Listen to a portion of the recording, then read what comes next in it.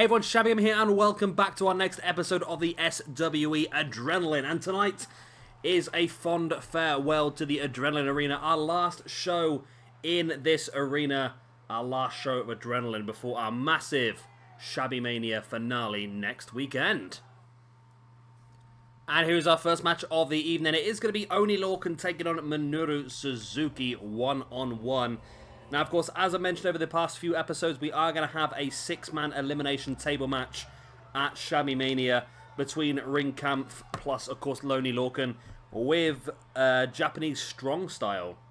So far we've seen Daisuke Sekimoto defeat Walter, and we've seen Thatcher get a win over Shibata. So far, it's technically 1-1 in this little mini feud leading up to Shabby Mania.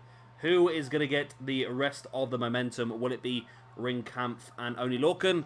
Will Japanese strong style Suzuki be able to get that second victory? Either way, I'm looking forward to that one, you know. Six-man elimination tag. And, wow, we've got some really good matches lined up for you at Shabby Mania already. As you know, we've already announced quite a few of them. We've got Joe versus Styles in a Adenaline Championship versus AJ Styles' roster spot match. We have got a 30-minute Hell in a Cell Iron Man match between Daniel Bryan and Adam Cole for the Intercontinental Championship. Team TNA versus Team Ring of Honor. We, of course, have the Cruiserweight Championship Elimination Chamber match, where, of course, we'll be announcing the final two members for that here this evening. Kings of Wrestling take on Red Dragon for the Tag Team Championships, and that was a... I'm confused now. Was that a ladder match? I can't remember now. I think it was... It is ladder, yeah. Yeah, I've written it down here. It is ladder. We got the finals of the PJ Tovey Tag Team Classic. Of course, we know, as of last episode, Kaz and Daniels are in there. But who will they be facing off against? We'll find out later on this evening when the Unbreakable effing Machines take on Dragon Lee and Aerostar, sorry. We're all mixed up there. Tainara Conte will be defending her Adenaline Women's Championship against the lady who debuted last week, Brie Bella. And then, yeah, like I said, of course, there is a couple of matches that we're going to announce later on this evening. A couple of special attraction matches, no real build-up to them, but just some really cool matches that would be really good to have at the Shabby Mania pay-per-view. Either way, it's going to be pretty awesome, isn't it? And then, of course, from there on, after Shabby Mania next week, we will build up towards our new Universe mode, which is going to be a little bit of my show, a little bit of Octane. Give PJ Tovey a few weeks off of making matches. Until it's Mayhem's turn, of course.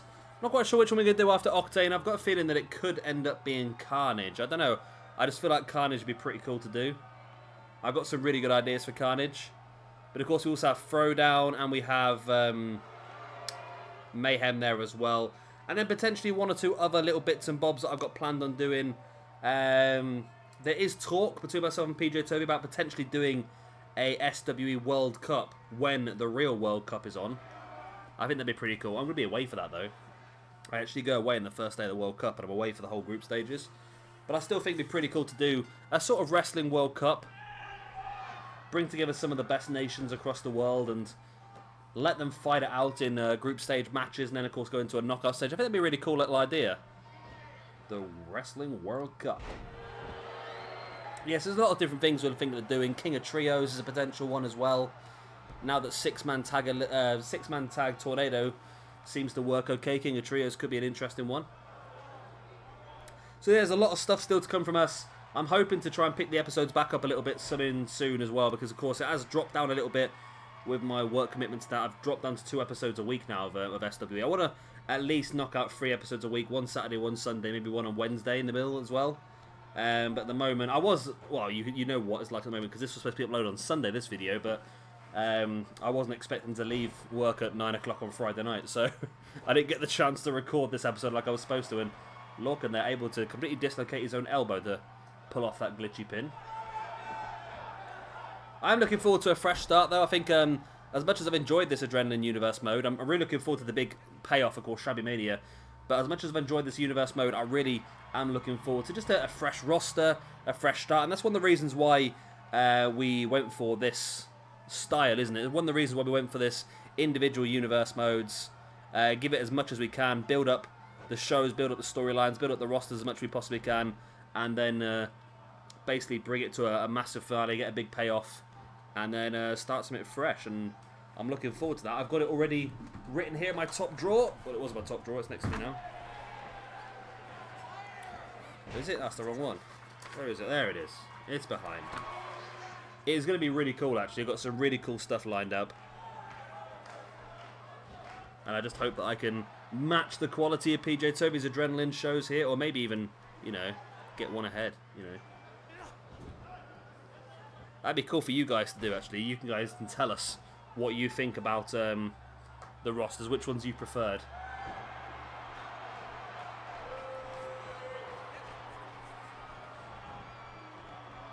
Suzuki now. Oh, nice maneuver there. Of course, he can only hold it for so long, utilising the ropes like that. The referee will not allow it for too long.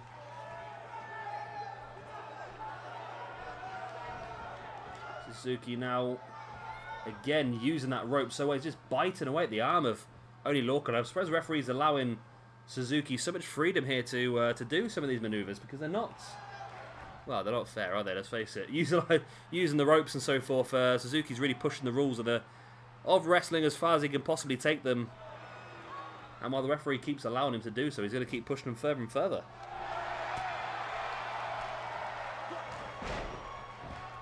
Lorcan there just slamming the face of Suzuki into the mat, and a big boot in the back of the head as well. Lorcan now heading up to the middle rope. What does he have planned here? Went for the double axe handle, but Suzuki avoids it. And Lorcan sending Lorcan into the corner, and that running drop kick into the pin. Only a 1 count, wow. I'm expecting a kick out that quick.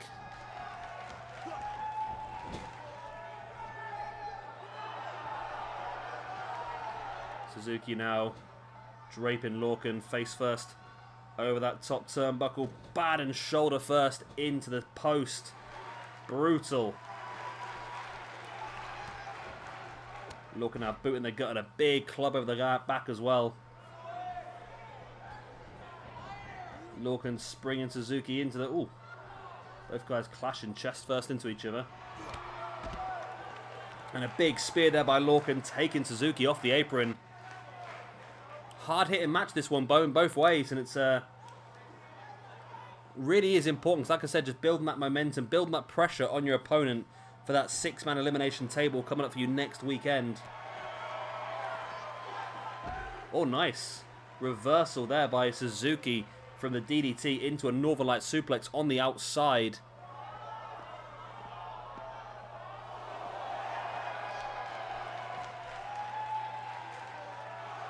Suzuki now bringing Lorcan back up to his feet. There's a front chancery. Big knee in the face, and this battle continues on the outside. I thought there was a risk of a double count out there, just the fight just going far too long, but Suzuki sending Lorcan back into the ring. Suzuki now stalking Lorcan. We know, of course, he likes to utilise his healing for a power driver here. He does, but just the way he hooks the arms over the top there just to add more pressure into that power driver, to slamming Lorcan's head more into the mat. And that is enough for Minuro Suzuki to get the 3 count. And going into this 6-man tag elimination table match at Shabby Mania is going to be Suzuki, Sekimoto, and Shibata with a little bit more momentum than... Ooh, Suzuki. What's he thinking about here? Suzuki, add an insult to injury. A couple more boots right in the chest of Oney Lorcan. I'm sure Lorcan will be trying to get his own back. He'll want to get his own back at Shabby Mania. And here's our second match of the evening, and it is going to be our first of the Elimination Chamber Cruiserweight Championship qualifiers here this evening, as Kushida takes on Rich Swann. Now, of course, we also already know that inside the chamber will be the champion Rey Mysterio Jr., Roderick Strong, Ricochet, and Johnny Gargano. So that already is an incredibly strong 4 names, and tonight we're going to add 2 more amazing names into that chamber. That is probably the match that I'm looking forward to the most at the moment in that pay-per-view. I think it's going to be so cool. It's going to be awesome. Some of the best potential wrestlers we possibly could have in there. Some of the best cruiserweights from around the world. It's going to be insane. Absolute insanity. And can you imagine just the the craziness that will come out of that. Just the ability these guys have, the high flying and all of that sort of stuff, to be flying around the ring, and it's going to be very, very dangerous, let's face it as well. It's going to be very dangerous. As I've just had a pop-up on my screen and now I can't see what's going on, and I'm trying to talk and talk and talk and hope for the best, but it's not working too well at the moment. There we go. I'm free. I'm free? Am I free? No. I'm assuming I'm not missing much at the moment. It's just the entrance of Kushida, I think, isn't it? Still. What is going on with this? Right, I'm in. I'm in. It is Kushida. Whee! Yeah, tonight we've still got some pretty cool matches for you here this evening. And like I said, we will be announcing those last two special attraction matches for Shabby Mania. So tonight is really our last night of real build-up, isn't it? So by the end of tonight, we will know all 6 members of the Chamber. We'll know the final of the PJ Tovey Tag Team Classic. And we'll also know those final 2 special attraction matches ready for the pay-per-view. I'm disappointed the fact that Rich Swann was released. I understand why he was released, but I don't know if I'm disappointed in him or disappointed in WWE. Well, disappointed just in general, I think, is the situation. I think what he did, whether it was over-exaggerated or not, I ain't got a clue, but of course having that domestic argument with his wife in the middle of a traffic jam is not the best situation to be in. All charges were dropped, but still, I think you've just had, when it gets to that certain point in time, I think it's just too much, isn't it? There's only so far you can go. And unfortunately for him, he had to leave, and he has got quite a few indie bookings straight off the bat, so it's not all bad for him. His life will continue onwards, but yeah, it's just disappointing, isn't it, really? He's coming to the UK as well. Wow. Kushida launching Rich Swann right over the top, and Swann looks down and out from that. He really hit the floor really hard there.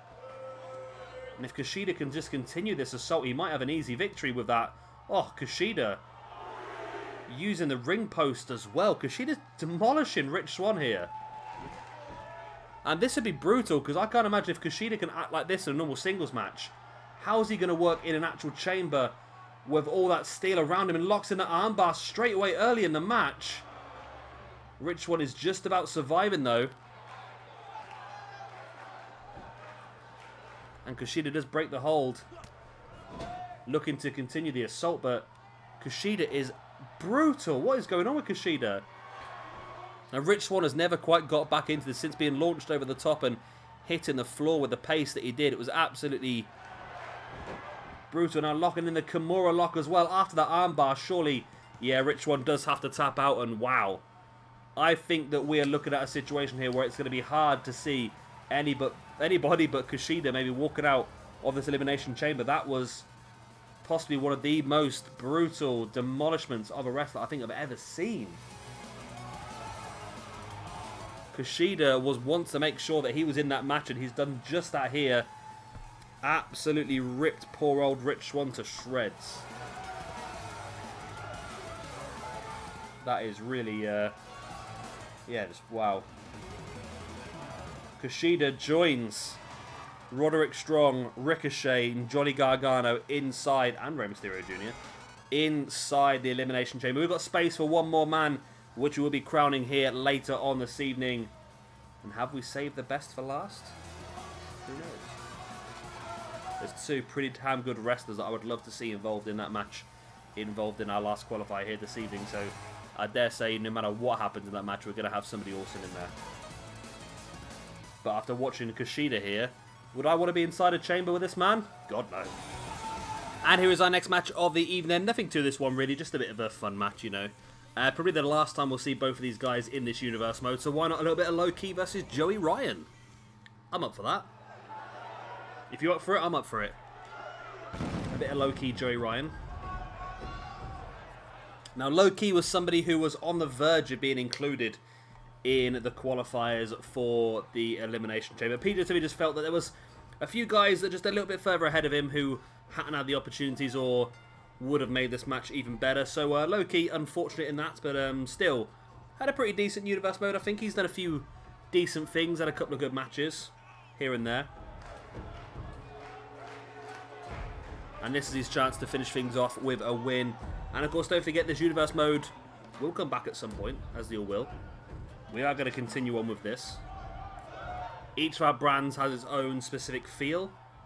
And who knows, we might even add another brand at some point. If I fancy doing something a little bit different, we might add a new brand. I've had a few ideas for new brands to add, but I'm really looking forward to having a go on Carnage. I think Carnage is going to be fun, but of course we do have my Octane first. But yeah, I think Loki is somebody who does fit into quite a lot of different rosters and might even fit into our Carnage roster, to be honest. Could be a pretty interesting person to have in there. But we'll have to wait and see what happens as we go forward. But tonight, it's all about him versus Joey Ryan. And Joey Ryan, where is he going to fit? Will we see Joey Ryan again at some point? I'm sure we will. He's pretty fun all the way, isn't he?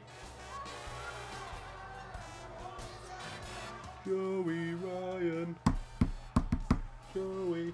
I missed the chance of seeing Joey Ryan in the UK not long ago. And I've always been a big Joey Ryan fan ever since his debut. Well, the first time I've seen him before in PWG shows, but I never really paid much attention because it was his old gimmick, which basically wasn't anything. He was just a wrestler. But then when he made his debut in TNA as part of the Gut Check years ago, I just instantly thought, yep, this is the man. This is my favourite wrestler now. It's happened. And since then, I've seen so much more good stuff from him. The whole tag team run with Candice LeRae on the indie scene has been fantastic. His King of Dong style stuff can get a bit much every now and again, you know, but he's still pretty entertaining, isn't he? In fairness. I like him. I like him. You can't not like him, can you, really? So we go then. Loki versus Joey Ryan. In a match which is really, like I said, just about two guys trying to showcase what they can do, and two guys going to show us whether they deserve to be looked at again for another roster in the future. Because, like I said, I think in the future, draft-wise, if me and Peach can get together and do a draft, we will. However, if we can't, then we will continue on with just the theme of the roster. If that makes sense, because we inadvertently made these themes as we did the draft, didn't we? Like PJW made Adenaline very much a indie / Ring of Honor / retro TNA sort of show. Octane's very much been made a sort of a mixture of Bullet Clubby and British and that sort of stuff, which is pretty cool. Carnage was sort of the hardcore and home of the monsters, and Mayhem is a bit more retro and home of lots of stables, and Throwdown has just got a lot of homegrown, a sort of American base with the angry foreigners and so forth, and every roster has its own specific feel. So if we can't get together and do a draft, we can just keep evolving the rosters until we know we've got the perfect ones, because I always say it before, and it's difficult. I've got quite good at this now, is not just putting, if I want to make a roster of 50 people, I don't just pick the best 50 people in the world, because it wouldn't work. So you've got to try and make a roster with people that fill in specific spots. So like on this roster, we had Enzo Amore, Sharkboy and Chavo. They're not the best wrestlers in the world, but they're filling the spot that we need them to do, which was to be able to job to some of the bigger names. And Sharkboy had an opportunity. So Sharkboy's done better than a lot of people in this roster so far this year, because Sharkboy's had an opportunity at the Adenaline Championship. Only AJ Styles, Sharkboy, and Sami Zayn can say they've done that. Not Sami Zayn, Kevin Owens even can say they've had that opportunity. Big boot in the back there by Loki, and another kick in the back as well. Loki, of course, the king of the kickers. Dropping the knees right across the chest of Joey Ryan. And Loki, I would say, in my opinion, will be the favourite for this match. I wouldn't say for definite, but just clubbing blow to the back of the arm there by Loki, who now brings Joey Ryan back up. Oh, and locks him into the guillotine choke. Is Joey going to have to tap? He's trying to get as close to the rope as he possibly can. Is he trying to wiggle free now? Oh, here we go. Joey, wow, utilising some incredible core strength there to to bring Loki up into a spine buster. A low-key spine buster. Spinning heel kick to the gut. And now Loki sending Ryan crashing to the outside. Loki bringing Ryan back up to feet now. Front chancery, clubbing blow.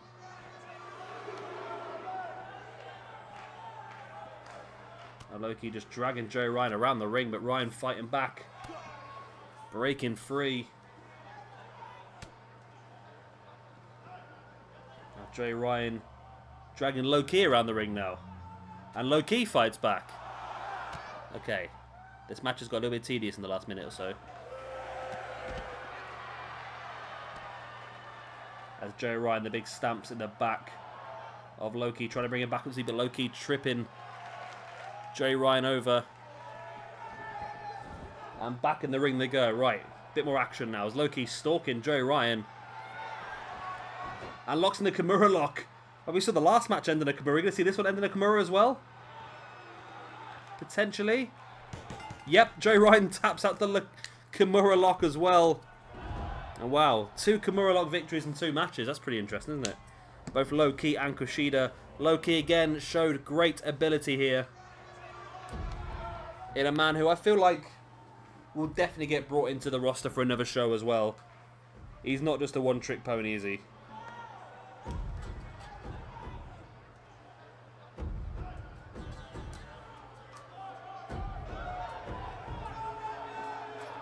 It was a pretty interesting match. It's sort of, well, it's sort of one that was going sort of quite evenly. But Loki, of course, eventually just had the added extra he needed on top to completely destroy poor old Joey Ryan, didn't he? And there we go, the victory for Loki. Loki victorious. And as promised earlier on this evening, we are going to be announcing a couple of special attraction matches for Shabby Mania. First up is going to be Hideo Itami versus Naomichi Marufuji. A match that must have happened quite a few times in the past, because both guys, big names in Noah.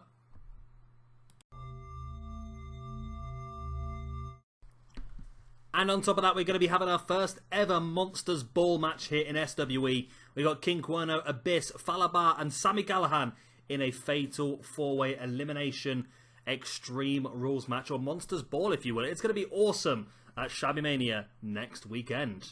But enough of that, let's crack on back into tonight's matches. And here is our next match of the evening. It is going to be the other semi-final of the PJ Tovey Tag Team Classic. We're going to have Aerostar and Dragon Lee taking on the Unbreakable effing Machines. Top draw. So the winner of this one then will go on to face off against Kaz and Daniels, isn't it? Yeah, Kaz and Daniels, who won last week against the Motor City Machine Guns, I think. Yeah. Yeah, there it is, yeah. So I can't read my own handwriting half the time. It's terrible, isn't it?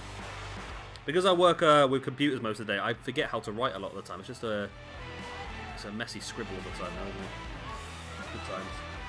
So yeah. Aerostar and Dragon Lee shocked the world a bit, I think, when they defeated Cedric Alexander and ACH. I wasn't expecting it. I thought Cedric Alexander and ACH would have that win, to be honest. But Aerostar and Dragon Lee, after a poor performance in the World Cup last month, have clawed it back a bit here with in the tag team tournament. But can they get past the opposing stature, the intimidating force known as the Unbreakable effing Machines? I don't fancy it, to be honest. I really don't. The Unbreakable effing Machines destroy Kendrick and London. And this match is even worse now, because just like the match last week, this is going to be a Tornado tag team match. So Tornado tag, which means both Cage and Elgin can both attack you at the same time. That is not the situation that any man wants to be in. That is a terrifying situation that nobody wants to be in.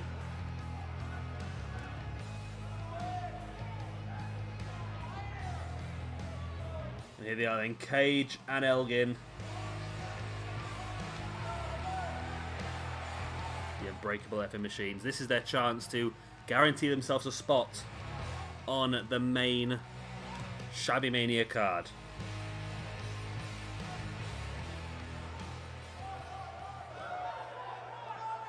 Aerostar and Dragon Lee. That's a pretty good Aerostar, isn't it?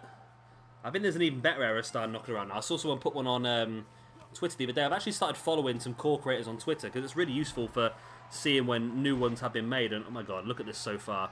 Elgin's just launched Aerostar out the ring, and Cage, look at him just demolishing Dragon Lee. Sit out powerbomb. Cage, oh my god, Cage is going high up. And we know Cage can do this. Big splash on Dragon Lee. There's the pin. 1, 2. Only a 2 count. Dragon Lee kicked out. But when you get a man of that size drop on you from that height, that is not a fun. That is not a fun. That is not a fun situation to be in.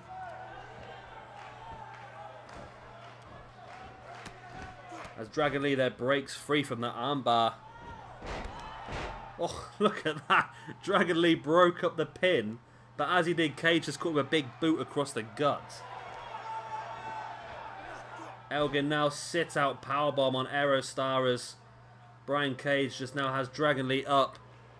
Squatting with a suplex. Oh, and onto the top of Aerostar as well.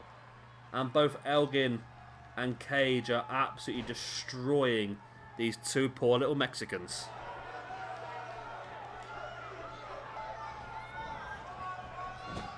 Cage now, big meat hook clothesline.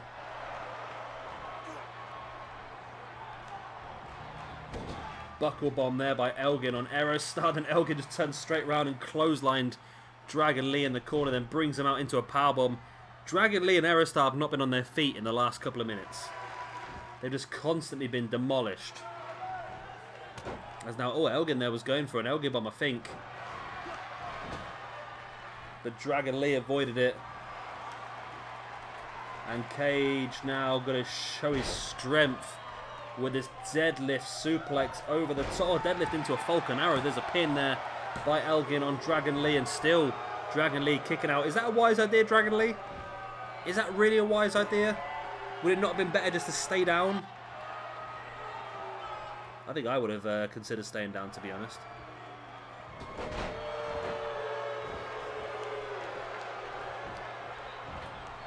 Brian Cage now with a pin on Aerostar as a frog splash by Michael Elgin on Dragon Lee, and yeah, it was just a matter of time, wasn't it, before somebody was absolutely destroyed. And Unbreakable effing machines. I tell you what, I do not fancy being Kaz and Daniels at this point in time, knowing that next weekend I'm going to be facing these two Unbreakable effing machines in a tag team match. I do not want to be part of that. This is about the only offense I think that Aerostar and Dragon Lee had was that clothesline where Dragon Lee went down and Elgin stayed on his feet. And there was that gory special there by Brian Cage. We're not going to see Elgin's frog splash again. That's a shame because Elgin's frog splash was pretty insane when you think about it, wasn't it? Pretty insane. And there we go. Cage and Elgin continue on. The reign of dominance, the Unbreakable effing machines, is upon us.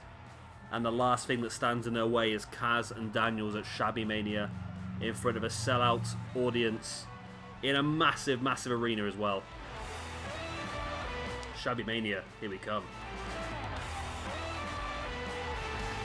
And here we go then. Here is the 5th and final Elimination Chamber qualifier. Zack Sabre Jr. takes on Trevor Lee. 1-on-1. This is going to be awesome. I'm a big fan of Trevor Lee. Watched him quite a lot on PWG before, of course, he got himself a break on TNA. And you never know, he could be someone that might end up in WWE at some point as well. But, of course, Zack Sabre Jr. is just the man, isn't he? Let's face it. Zack Sabre Jr. is the hero. The saviour. A man who I'm very disappointed didn't decide to stay with WWE, but at the same time I'm very happy he didn't decide to stay with WWE because... well, I don't know, if he was in WWE now, with 205 Live the way it is now, I think I'll be happy. But if it was the way it has been the last 2 years, then it would be very, very disappointing. Obviously, 205 Live has improved tenfold over the last couple of months. Since Triple H has taken over and this whole tournament has begun, Spud's come in as the... or Drake Maverick has come in as the GM. It's just been so much better. And it wouldn't surprise me whether someone like Neville might actually consider coming back with Triple H being in charge? I don't know, to be honest with you. Let's have a little Google in Neville, see if anything's changed recently. Neville WWE update. Is that the best way of putting it? So no, everything's like really old. It's like January. Yeah, everything's like the 8th of January was the furthest away. It wouldn't surprise me if the whole Neville situation may have been resorted by now. That maybe Neville comes back. Maybe someone's crowned the Cruiserweight champion at WrestleMania and Neville comes out and wipes them out. And then we get a Neville versus Roderick Strong feud. Who knows? La la la la la la la la la la la la. None that's interesting. Yeah, it's a shame because I would like to see Neville come back and do something. I don't know. It just disappoints me the way that what's happened has happened. Yeah, there's no recent updates on Neville.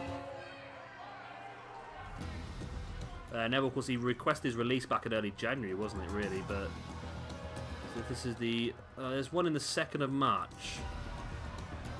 Okay, there was an update on the 2nd of March in the Daily Star, which is the English newspaper, which is not really renowned for its accuracy, but who knows.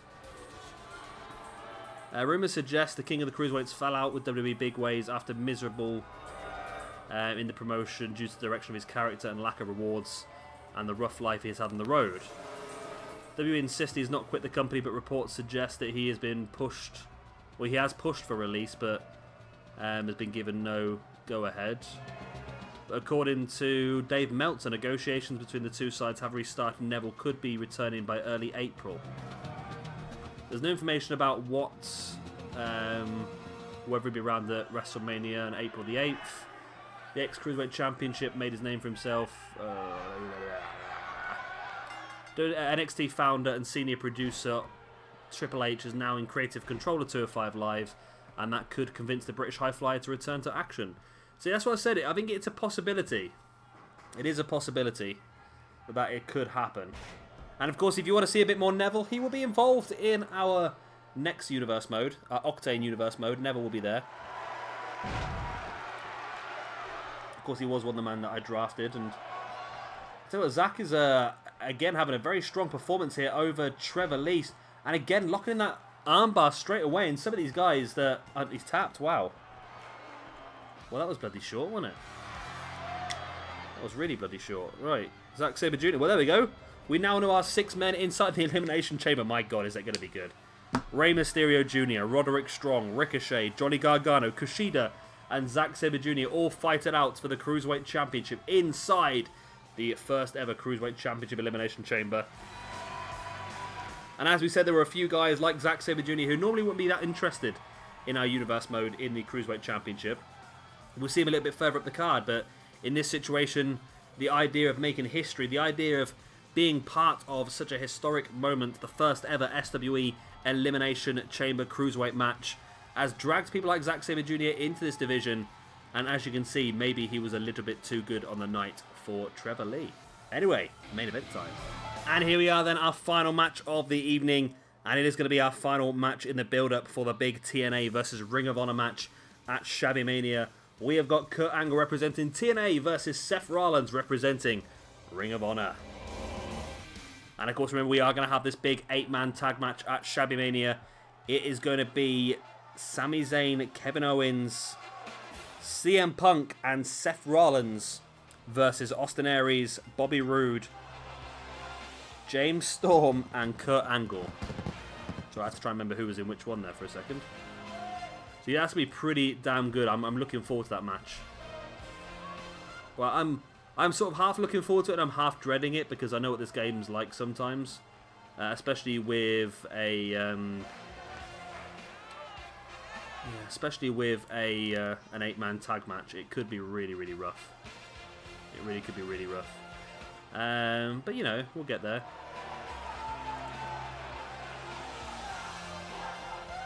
Hopefully. But this should be pretty fun. I'm looking forward to this one, yeah. Kurt Angle versus Seth Rollins one-on-one. That's what the world's all about, isn't it?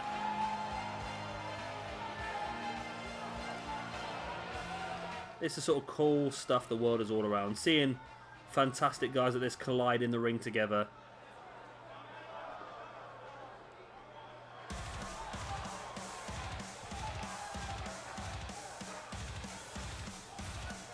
And of course here comes Seth Rollins.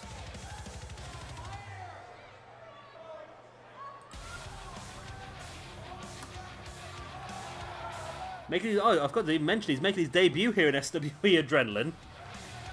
As is Kurt Angle. Both these guys never appeared. I can't believe I forgot that. Both these guys never appeared so far in SWE Adenaline. This is both of their debuts. And of course they will be continuing on this with their match at Shabby Mania.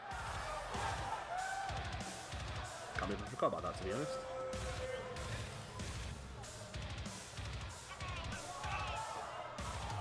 But this is going to be pretty awesome then, isn't it? Two guys... For some reason I was so tempted to say one cut, but that's disgusting. Two guys who have not appeared on this roster before. Here to really show what they can do and trying to get that last bit of momentum moving forward into Shabby Mania. So of course so far we've seen 2 victories for Ring of Honor in this little mini feud. With Sami Zayn and CM Punk picking up wins.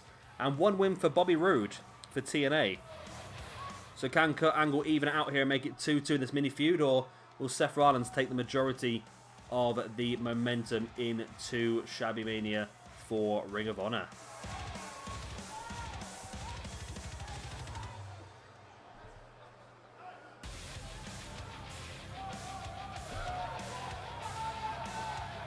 It's time to find out.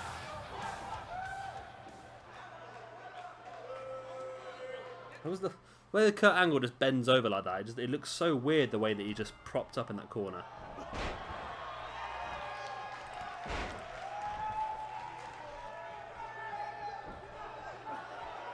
Angle now bringing Seth up to a kneeling base and a slam in the face as well.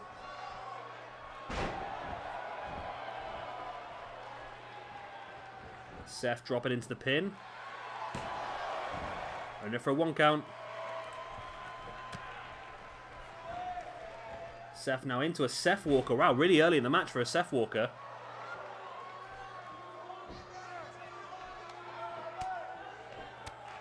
Big clubbing blows to Angle by Seth and then into a DDT as well. Seth now over the top into a Quesadora.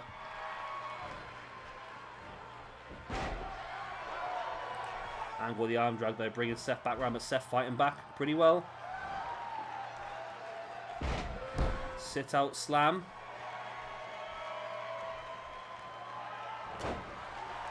Nice jawbreaker by Angle. Pretty much back and forth so far in the early parts of this match. A kick in the back there by Angle on Seth now. Reverse dragon sleeper hold.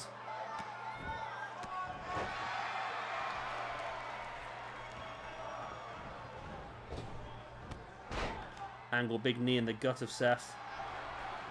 And Angle is in somewhat control at this point in the match. Now looking for that capture T-bone suplex. Lovely. Angle now heading up to the middle rope. Waiting for the little senton there. Oh, DDT by Seth on Angle. Seth now heading up to the middle rope. Went for the Phoenix Splash. Wow.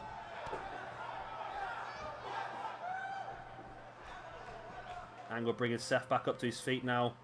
Into the turnbuckle he goes.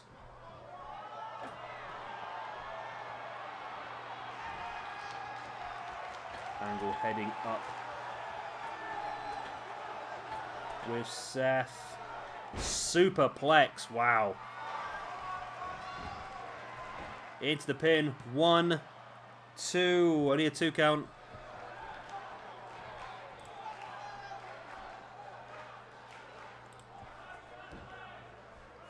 As Seth slowly getting back up to his feet. Up onto his shoulders now. Dropping Angle face first across that top turnbuckle.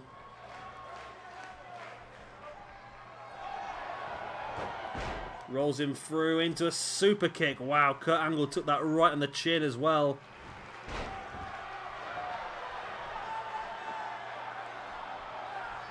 Angle willing Seth back up to his feet. Seth is back up to his feet on the other side of the apron, and Angle just takes him down.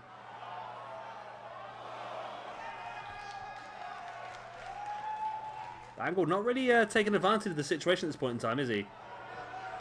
He sort of allowed Seth the opportunity to get back up on his feet on the outside.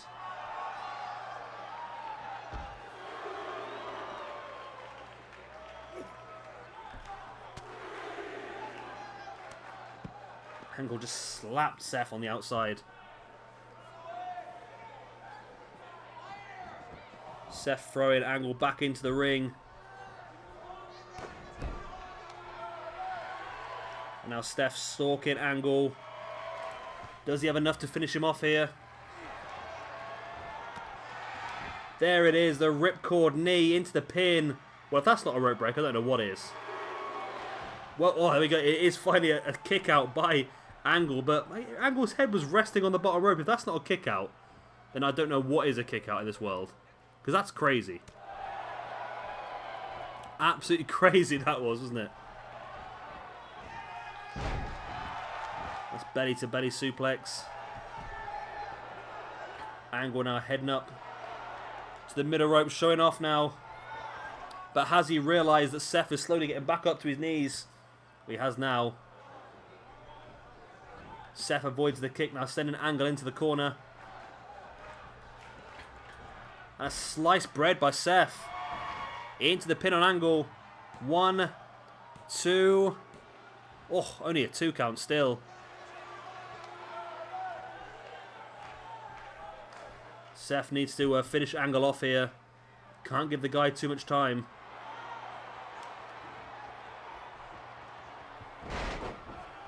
A little bit of a disaster there, I think, wasn't it? Didn't quite go our Seth plan there, I don't think, but you know, he got by. Nice knee in the face there by Seth. Bringing Angle up. Drops him neck first across the top rope. Into the pin. 1, 2. Only a 2 count.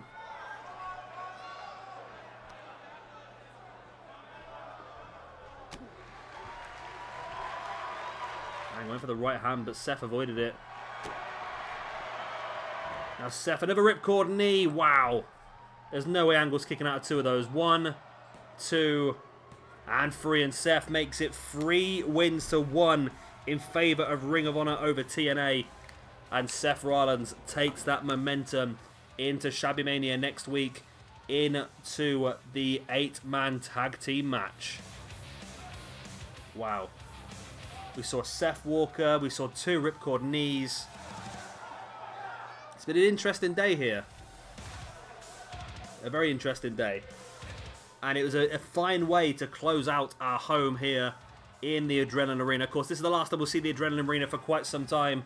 We be doing our show next week in a slightly bigger, you know, all-seater, humongous open-air stadium for Shabby Mania, as you do. And then, of course, we are off into Octane the week after. So everyone go bye-bye to the Adenaline Arena. And hello to Seth Rollins and Kurt Angle. Right, guys, that's the end of the show. I hope you have enjoyed it. Of course, if you have, then please do hit a like and, of course, subscribe if you want to see some more.